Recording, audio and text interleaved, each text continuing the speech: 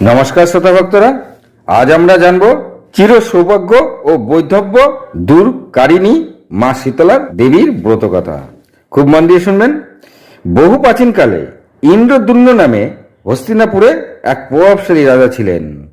ইন্দ্রদ্যুম্নের স্ত্রীর নাম ছিল ধর্মশীলা, আর তাদের এক কন্যা ছিল যার নাম ছিল শুভঙ্করী। শুভঙ্করী দেখতে খুবই সুন্দর ছিল।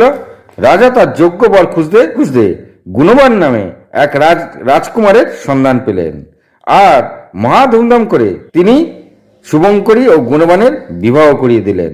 বিবাহের পর কিছুদিনের জন্য শুভঙ্করী তার পিতৃগৃহে বেড়াতে এলেন। এরপর কিছুদিন গেলে তার স্বামী গুণবান তার স্ত্রীকে ফিরিয়ে নিয়ে যেতে সেখানে এলেন। সেদিন ছিল শীতলা ষষ্ঠী, আর পিতামাতার অনুরোধে সেদিন শুভঙ্করী ও গুণবান সেদিন সেখানে থেকে গেলেন। ধর্মনিষ্ঠ শুভঙ্করী সেদিন তার পুরোহিতের স্ত্রীকে নিয়ে অনতিদূরে সুন্দর মনোরম এক পবিত্র জলাশয়ে স্নান করতে যাবেন বলে ঠিক করলেন, এবং তিনি তাকে নিয়ে সেই আছে সেখানে খুঁজতে এসে দেখলেন সেই জলাশয় সেখানে নেই। তারা নানা জায়গায় সেই জলাশয় খুঁজতে লাগলেন। কিছুতেই সেই জলাশয় না পেয়ে তারা দুজন ক্লান্ত হয়ে একটি গাছের নিচে বিশ্রাম করা শুরু করলেন।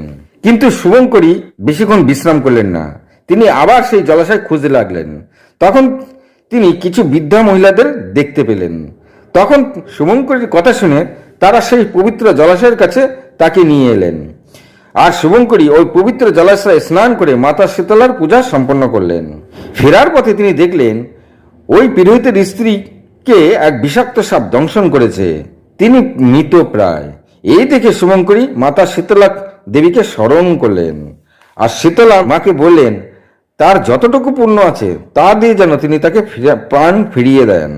আর তাতে ওই স্ত্রী বিষমুক্ত হয়ে প্রাণ ফিরে পেলেন। আর তার কিছুক্ষণ পর তিনি যখন রাজপ্রাসাদে ফিরে এলেন, তিনি রাজপ্রাসাদে ফিরে এসে দেখলেন তার স্বামী গুণবানেরও মৃত্যু হয়ে গেছে। তখন তিনি শোকে বিহ্বলে দুঃখে শুভঙ্করী মাতাকে মনে মনে কাতর স্বরে ডাকতে থাকলেন, আর তার স্বামীর প্রাণ ভিক্ষা চাইতে থাকলেন। তার একনিষ্ঠ ডাকে মাতা সন্তুষ্ট হলেন, আর তিনি তখন শুভঙ্করীর স্বামীর প্রাণ ফিরিয়ে দিলেন। এটাই হলো মাতা শীতলা, চির সৌভাগ্য ও বৈধব্য দূরকারিণী মাতা শীতলা কথা। আজ এই পর্যন্তই। ভালো লাগলে লাইক কমেন্ট শেয়ার করবেন। ভালো থাকুন, সুস্থ থাকুন। নমস্কার।